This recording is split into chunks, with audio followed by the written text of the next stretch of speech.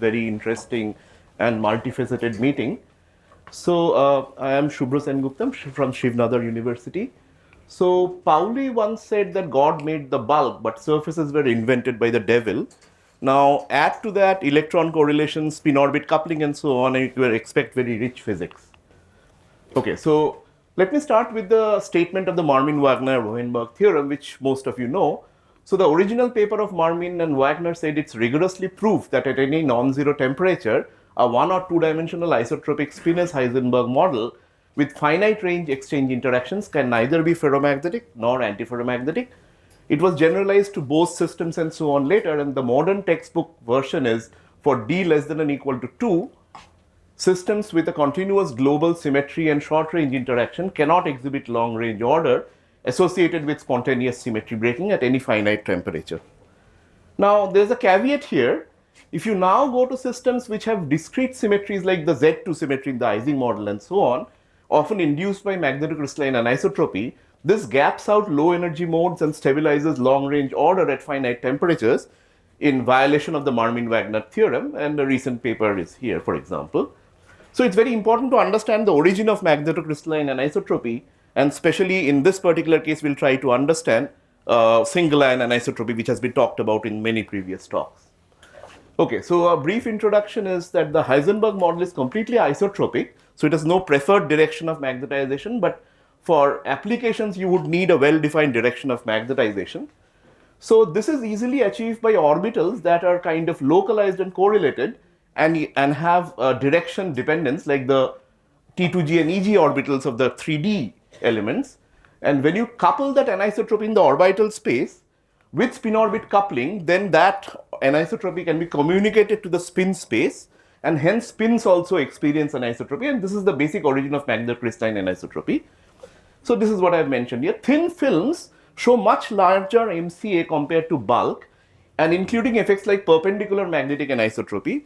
Most bulk systems would show shape anisotropy, which is dipolar in origin and relatively small, and the spins would align along the shape, along the surface of the system. So perpendicular anisotropy is a little different from that. It aligns perpendicular to the surface. So this is the state of the thing from this book, Storr's book, which basically says that the origin of magnetocrystalline anisotropy is a non-trivial problem, so often hand-waving arguments are given, and this is with reference to transition metals. And the main theories that usually exist are coupling tight binding models with multiple directional orbitals with spin orbit coupling and extracting anisotropy out of it. But the problem seems to be harder for transition metal oxides, which are Mott insulators, for example, nickel oxide, as we will show, where strong correlation effects are also important, and hopping anisotropies are simply not enough, we'll see. So when you now grow these transition metal oxides on lattice, epitaxially on various substrates, you can exercise epitaxial strain on the original lattice constants, tensile or compressional, and that can help you orient and reorient spin. So these are spin reorientation transitions. Of late, it seems, people tell me it's possible to also grow freestanding transition metal thin films and put them on flexible surfaces, or grow them on piezoelectric substrates where you can continuously tune the strain. So it's a complete tuning, and along with the rich, with the charged spin orbital lattice degrees of freedom, this is a very rich playground actually. Okay, so let me go to the experiments that sort of inspired this work. So these are nickel oxide grown on MgO, where you have a tensile lattice strain because the lattice constant of MgO is greater than that of NiO. For some reason, this I cannot see anyway. So here it is found from certain experiments which I'll come to that the spins point out of plane. So this is actually seen from the 2p to 3d edge X-rays. So if you do a direction dependent X-rays in antiferromagnets, which is actually called linear dichroism, you take the L2 region, which is the j equal to half region, and you normalize the first peak of all the spectra as a function of this theta angle, which is the angle with respect to the plane. You see there is a certain trend. The top one is the lowest angle and so on. So if you take the opposite case of nickel oxide grown on silver, where the lattice mismatch is the opposite sign, so that there is compressional strain, so you see that the XMLD peak shows completely opposite, opposite trend, okay? And here the spins are found to lie in plane. So one can do a detailed analysis and actually conclude about this. So this is more like a shape anisotropy, the second one. Okay, so let me quickly talk about nickel oxide, which all of us know it's a prototypical system. So in the nickel oxide, nickel 2 plus is 3d8. So in the spherical symmetry, you would have a tripleted S ground state with L equal to 3, S equal to 1. And if you go to a crystal field environment like in this rock salt structure, you would have a completely full T2G. This is assuming, of course, the crystal field is smaller than Hund's coupling, which is true. And then you get a half-filled EG, which is an orbital singlet, and this is the structure, okay? So this cross means a fully filled T2G. So similar experiments have been done and analysis has been done in this paper long time back in COO sample in this physics review latest paper. And there also people find similar spin reorientation transitions, but there the explanation seems to be somewhat, heuristic. So the following is the explanation proposed in that paper. So under a D4H crystal field, which you get by, either compression, either compressing or stretching this Z axis, you would get the EG and T2G also split again into these orbitals, only that the splittings are opposite in sign in the two cases, the ordering of the orbitals. So in the case where it's extended in plane, you would see that the holes, there are 3 holes left in this. It's a D7 configuration. So Z square and X square minus Y square are anyway orbitally quenched real orbitals. So there is nothing. But if you now look at the third hole in the XZ, spin orbit coupling can combine this Cramer's doublet to give, to combine them to give you this Cramer's doublet. And one of them can be, stabilized, which is ML equal to plus or minus 1. And because of the spin orbit coupling, the spin also tends to have a value SZ, tends to have a value of plus or minus 1, which would mean it points sort of out of plane, okay? Okay, so in this case, on the other hand, you would see that all the 3 holes lie in orbitally quenched orbitals. So ML equal to 0, okay, and then because ML is 0, LZ expectation value is 0, so SZ is also extremely small, so which would tend to mean it's aligned in plane, okay? Okay, so however, these heuristic arguments fail for NIO because whichever way you split it, the holes are always, distributed in the same way. There is no doublet which is occupied by the holes, okay? So you cannot have this simple argument. So before I go into a further, discussion, let me give you, a few short introduction to some things that will keep coming back. So first is the concept of multiplets. So when you have d orbitals, so like triplet F is a multiplet ground state of nickel in the spherical state, okay? And so these are the d orbitals which are anisotropic. So just like you have these PD sigma, PD pi hoppings which depend on anisotropy, the full Coulomb interaction is not like a scalar Hubbard U in the multiband system. So you have to have these complete, U alpha beta gamma delta kind of interactions, which is the full electron scattering that describes the electron-electron interaction between arbitrary orbitals with arbitrary spin within the D manifold. So from such a system, for an orbitally degenerate system, it turns out that the charge-charge interaction, which is a monopole, is not enough. Higher order multipoles are required to have a full description of Coulomb interactions. So this is the traditional multipole expansion of the Coulomb term. Okay, and the angular parts are the simple Wigner 3J symbols. The radial parts, which are between 4 completely different orbitals in general, are called the Raka parameters. And these are required to describe them. So multiplets are basically the eigenstates or the irreducible representations of this kind of Hamiltonian. You can think of them as multiparticle bound states. Okay, so for example, for the d orbital, when all the L's are equal, these are expressed in terms of the Slater-Condon parameters. And because of selection rules, you only need 3. F0, F2, F4. F0 is the monopole, and then there's a quadrupole and a hexadecapole and so on. So the Hubbard U that we keep talking about is actually a combination of these parameters of this sort, and the Hund's coupling is of this sort, okay? Okay, so let me now also introduce briefly the kind of calculations that we do. So these are configuration interaction calculations, which I think Ehsan probably knows very well. So we take, because this is local property, MCA, and also the spectroscopy is a core level spectroscopy, which is a local property, we can start with a single NiO6 octahedron. So in general, any transition metal. So the transition metal is at the center, the cation. There are oxygen, for example, anions here. So you have totally 36 plus 10 spin orbitals. And then there are 6 core orbitals, which we also take into account. And the Hamiltonian includes hopping between the P and the D, which are given by the Slater-Costa parameters, PD sigma, PD pi. and there is also full multipole Coulomb interactions within the d manifold and also between the core orbitals on the nickel and the d orbitals on the nickel, which is given by the UPD. Okay, so these are required to do the spectroscopy, not the calculation of MCA.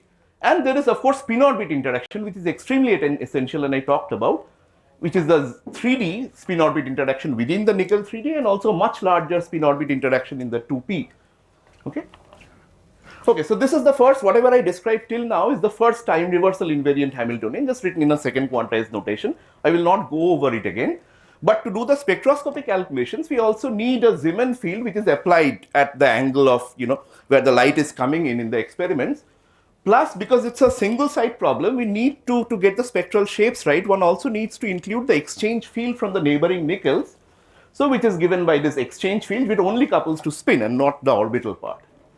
Okay, and then what is the basis? The basis grows exponentially fast because, for example, if you have a copper at the center and one hole, you have only 46 basis states for the ground state calculation. Go to titanium, you get 1.1 billion. So the ground state is now a combination of these later determinantal configurations. So this is an ionic configuration. The second one is a single ligand hole excitation, so where one electron has been excited from here to the transition metal and so on, and a series of these. Usually you would expect these coefficients would decrease as you go to higher and higher ligand hole excitations. Spectroscopy is calculated similarly from the final states also. This is the transition 2p6 3dn to 2p5 3dn plus 1. So you have a similar linear combination of these configurations, but now with a core hole. And the spectral function is given by a many body generalization of the Fermi's golden rule. Sorry. So now comes the results and analysis. So when you have bulk or undistorted NIO, so A and C, these bond lengths are equal, and you have this spin orbit. In the absence of spin orbit, you have the triplet A to G ground state, as I mentioned, which is an orbitally quenched moment. It's an orbital singlet. Okay, so now go to the NIO and MGO, which is the tensile strain. I think the case where it lies out of plane. So there you can see, so what we do is, the bond lengths in plane are taken from experiments. So these are, and then the out of plane bond lengths are calculated from a first principles calculation by structural optimization. And then the new hoppings between these are calculated by scaling the original PD sigma, PD pi taken from the literature, which are taken, by analysis of photoemission experiments by this kind of a scaling law. So between P and D, L and L prime are 1 and 2. So this would be a 1 by R5 scaling. Okay. So that's the only thing that varies between the two structures. So let's look at the results. So these are the expectation values calculated on the basis of the ground state that I showed in the previous slide, which is a complicated multi-slater determinantal ground state.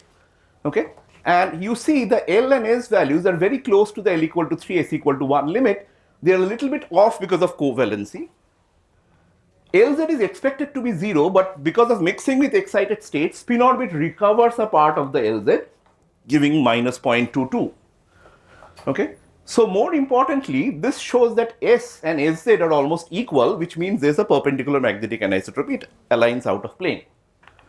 Now, if you do a similar calculation in the other case, nickel oxide on Ag, silver, so you will see, although the spin orbit is still on, the LZ is almost 0. Okay. So which means that the orbital moment has somehow been quenched again, and also although L and S are almost the same as in the previous slide, okay, the SZ has now become almost 0, meaning it's a very, very small number of the order of 10 to the power minus 5, minus 6, something like that, which means the spin is now aligned in plane. So this is like shape anisotropy, and these two are exactly in line with the results that are seen in those experiments. So experimental trends are successfully reproduced, and parameter sets are almost identical except for the scaling of the hopping. So there is no adjustable parameter in that sense. Okay, now what we do is we will map this on to a spin Hamiltonian. We can do so because all orbital degrees of freedom are quenched in the crystal field ground state. It's an orbital singlet. So because this is 0, because this is the definition of orbital quenching, you can do a perturbation theory in the spin orbit coupling parameter, coupling, and retaining spin as an operator. When you come to this very well-known, anisotropy, spin anisotropy Hamiltonian for S equal to 1 system, it's effective. This is a S equal to 1 system. And these things are often used in EPR and so on, okay, to analyze data, but these are then taken as adjustable parameters, D and E.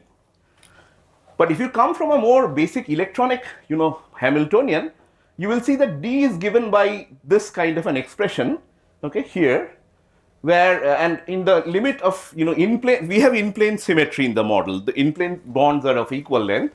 So you expect lambda x is equal to lambda y. I'll tell you what capital lambda is. So D is given by this kind of an expression, and E is 0 as expected. In plane anisotropy is 0. Now lambda x, lambda y, lambda z are the principal components of this anisotropy tensor, which is the matrix second order perturbation of with the operator as the L, okay. And in this perturbation expression, the states and the energies are the many body wave functions. It's not single particle energies, but many body wave functions and energies taken from the previous cluster calculation. Let us look at the results. So when we do this calculation, we obtain, after doing this very, sum over a very large number of states, we obtain for MgO, D is negative and of the order of 10 to the power minus 4 electron volts, which is less than 0. So because of the form of this Hamiltonian, this would mean that the spins would align out of plane. So which is in complete agreement with the cluster calculations before the moment. So this is perpendicular magnetic anisotropy. And in the case of silver, you get opposite sign, almost a similar magnitude. And this is in plane because it's positive. So Sz would rather be, as close to 0 as possible to minimize the energy. So we predict the right sign of anisotropy constant and note that D is at least one order of magnitude larger than, 1 or 2 orders of magnitude larger than typical dipolar anisotropies. So that explains very large anisotropies in films, okay. Now the question is, when calculating, we had a sum over a very large number of terms here, and there are energy denominator effects. So you might expect that the convergence could be somewhat like this, guided by energy denominator effects. It turns out it's not so. It is a very few terms that contribute to this converging series, and this is completely dictated by symmetry. It's not a very large number of terms that keep decreasing. So let us see what the symmetry is, okay. So very few ends contribute, we'll see. So before going to that, if you switch off all the interaction effects, you would get a similar splitting, meaning similar nature of splitting as in the cobalt oxide as expected, and we can extract this crystal field parameters in the T2G and EG domains, okay, from those calculations. And the fact is that there is a reversal of the level orderings compared to the extended and the expanded and the contracted case, okay. So 10 dq is the bare crystal field splitting, the octahedral symmetry, and these two are in different signs of D4H symmetry. So in the spherical symmetry, a D8 Coulomb interaction, the D8 configuration actually splits into 5 multiplet terms, which I mentioned. The ground state, of course, as you know, is triplet F, and then there are these other states. But spin orbit will mix some of these states, but it can only mix states which have the same spin. So we will be interested only in the triplet P state other than the triplet F state. So this is all in spin orbit 0 case. And when you now go to the octahedral symmetry, which is like the undistorted one, the triplet P branches down to a triplet T1G, triplet F branches down to a triplet T2G, triplet T1G, and triplet A2G. And you go further to D4H, they again branch out in this particular way. So the ground state goes from triplet A2G to triplet B1G. So these are all group theoretical nomenclatures. So now when you switch on spin orbit coupling, it turns out that it can couple the triplet B1G to the levels in the triplet T2G. The transitions to the bare triplet T1G are forbidden. And these are the matrix elements, 2 matrix elements that you get, so very few in number, okay, from calculations using lattice harmonics, which are the corresponding wave functions like spherical harmonics, but in the crystal field. However, our crystal field is not that small, the 10 dq. So what it can do is it can do a second order mixing of states that have the same symmetry because it's a Hamiltonian. So the 3 triplet T2Gs can be mixed. So the allowed and the forbidden triplet EGs can be mixed, okay. So instead of 2, you see 4 allowed transitions. So when you do the actual calculation, now let us do the actual calculation. So I have plotted the levels here, okay, their energies and the expectation values of the various angular momentum operators and also the matrix elements. The top is the contracted in plane nickel oxide on Ag, the bottom is the one on MgO. So you see the main things that contribute are the ones that are very close to 3 angular momentum, like the ground state, and also there is a multi-particle reversal of levels. So you have in the top case a Kramer's doublet followed by a by a singlet, and the ordering is the other way around because the energy is increasing this way in the lower one. And these are exactly similar to the matrix elements that we have seen there, except for because of the configuration mixing, you get some small matrix elements here and there, but they are very small in number. Okay, and you can see they are also small because the L value has deviated from 3 already. Okay, but these are very small number of states. Similarly, if you do so this is the calculation with ionic crystal field. If you go to the full cluster, you get very similar physics actually. So I'll not go into it, except that the matrix elements are further modified. Okay. Okay, so now let us try to understand. So we did a normal tight binding and spin orbit calculation, and also one where you have a single U and a J. None of these calculations can reproduce the spin reorientation transition. So let us understand why from a perturbative approach. So to do that, let me first remind you that these orbitals have the following ML values. Z square as 0, xz, yz is a mixture of plus minus 1, xy and x square minus y square is a mixture of plus minus 2. And these are the allowed matrix elements because Lx, Ly are formed of raising lowering operators. And D has this expression. So it's a competition between lambda x and lambda z that will determine the sign of D and hence the direction of spin and the spin reorientation transition. So let us see the case where you either have, like a scalar U and J and only hopping anisotropy, no anisotropy or multiplets in the U. So the first excited state is a spin flip transition we see from the x square minus y square to the z square orbital as shown. And these orbitals differ by 2 in the ML value. So none of the LXY or LZ can connect them.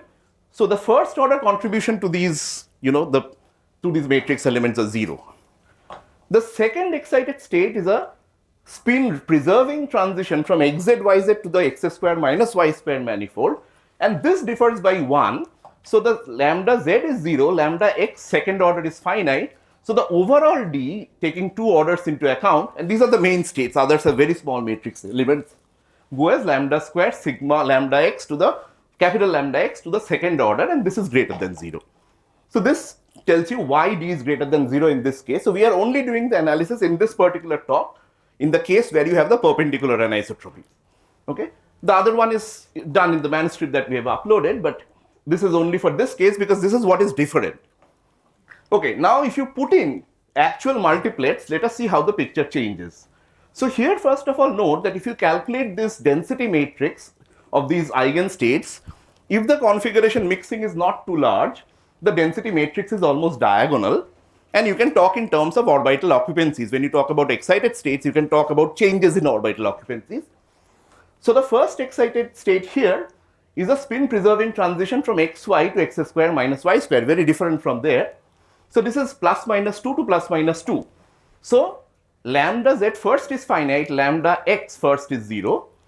The second excited state is a very many body like state because you can see it's a transition from this xz, yz manifold, a spin preserving one, 40% to the z square and 60% to the x square minus y square.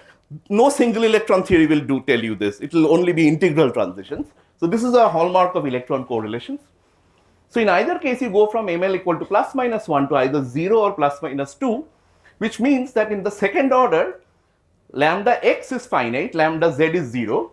So D will be little lambda square, second order lambda x minus first order lambda z, and because of energy denominator effects, the second one is larger than the first, and D is less than 0. Okay, so this also predicts so you have the predictions from here, and you see why the multiplets are important because they give you qualitatively different excited states compared to the scalar uj or just the tight binding with spin orbit. Okay, now to test the final test of the theory, I told you that we also want to simulate the peak I was showing you earlier is this L2 edge, and the second peak's intensity variation we were mapping out, right, in the experiment. So we can do a similar calculation in this XAS process using methods that I had developed long back during my PhD. Okay, so let's not go into this complicated expression. It's a Fermi's golden rule like thing, but now at arbitrary angle you can do the spectroscopy. And we reproduce exactly the same trends as seen in the experiments, which are opposite. So these are calculated figures. This is the XAS on that side, and these two are the XMLD, meaning the variation with respect to angle. So this is also successfully reproduced by this model. Okay, this is the last summary of the contracted case. So which is like the silver. So there you see With scalar U and with multiplet, qualitatively it's not different. You only get a reduced shape anisotropy like D. But when you go to the expanded case where you have the PMA, having the scalar U gives you shape anisotropy like conclusion.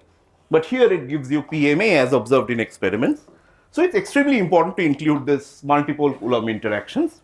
And this is the summary, the conclusions. So hopping anisotropy alone does not explain MCA in correlated thin films. A scalar UJ is also needed, cannot explain this observed spin reorientation transition. And anisotropic multipole interaction is a key ingredient here. So these are the acknowledgements. So this is work done with Priya and her student, and DD at IISc and student Suman Mandal earlier in SINP. And this is on the archive right now. And I acknowledge the funding agencies and thank you for your patience. You can take questions. Very nice talk, sir. Yeah. I want to ask, how do we generally quantify MCA in the experimentally or theoretically? How do we actually quantify it? No, this is single ion anisotropy. So you basically see the difference of energy when the spin is pointing in plane and out of plane. So you mean in theory or experiment? In both ways. In theory, for example, you could do a similar calculation in first principles calculation, and then you would, this, I am not an expert of first principles calculations. So there you would see the total energy difference between these two configurations in a LSDA kind of calculation, I think. And here also you can see, like, here we naturally, change the parameters and get this out naturally. We don't have to enforce a direction of spin ab initio. Okay. So it's basically the difference of energies because it's dSz square. Okay. So if D is positive, then Sz better be 0 because you want to minimize the energy. If D is negative, Sz wants to be as large as possible. It's Sz square. It doesn't matter which way, up or down. It only bothers about the quantization axis.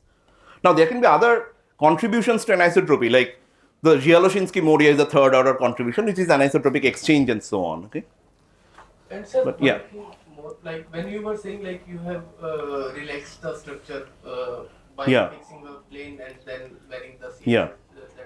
So as the nickel oxide is a highly correlated Yeah. system, so it would have.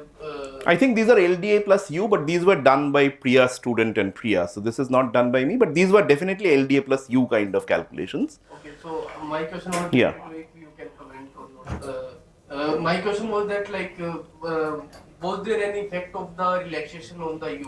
Actually, meaning? When basically most probably what we do is in the LDA these kind of calculation we see the total energy at different lattice parameters. Then we see at which energy it is the minimized and which it is relaxed in that energy. So in general, when we are choosing different values of the parameter, will we use different U or the same U? Or it is. I think the U was tuned to obtain a similar anisotropy. Actually, what I forgot to tell you is even in the ab initio calculations, they are kind of state of the art now. So one can obtain the reorientation. It's not that one cannot, because there are inputs from about the Coulomb interaction there, probably beyond the mean, just the mean field level. But the problem is, in a first principles calculation is like a black box. So you cannot disentangle this kind of information because you don't simply have wave functions there. Okay, so you cannot get this level of understanding. You can get the conclusion, but you cannot get this level of understanding of the mechanism solely from first principles calculations. Although they are very important, as you saw, in structure optimization and things like that. Okay. Yeah. Nice talk, Shubhra. So I was just wondering about the mixing that you have been mentioning. Yeah. So like the wave functions for these two different states, right? Yes. So now just by looking at that, you could really figure it out that whether there will be any mixing or not. Is it so, which case? Sorry, are you? So can you sorry. go back, Yeah. Okay. You showed some mixing. This L. This. Somewhere. I forgot. The resurrection of the orbital moment, you mean, or later? So you showed the energy levels and this? Or? No. So the mixing. Okay, maybe. Zero, L. Yeah. One moment. Yeah. This one?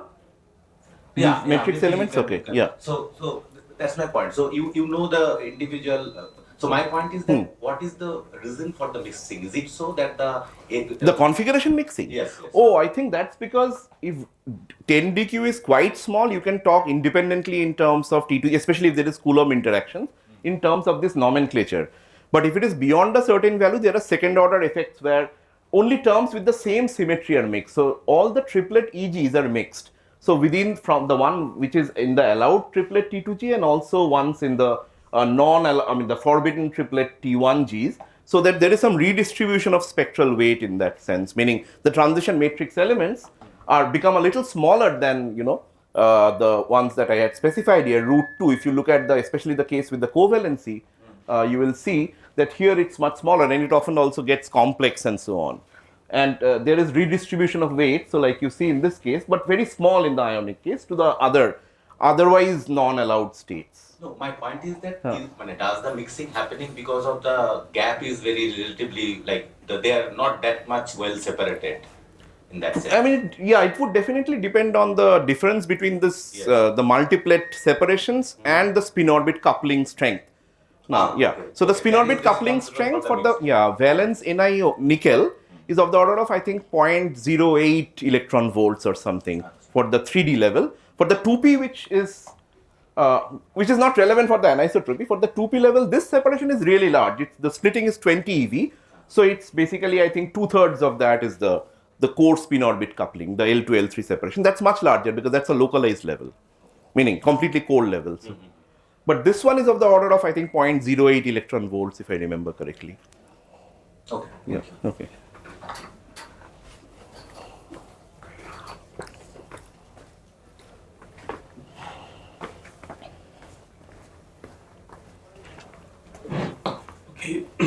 Since there are no more questions, let's thank the speaker once again.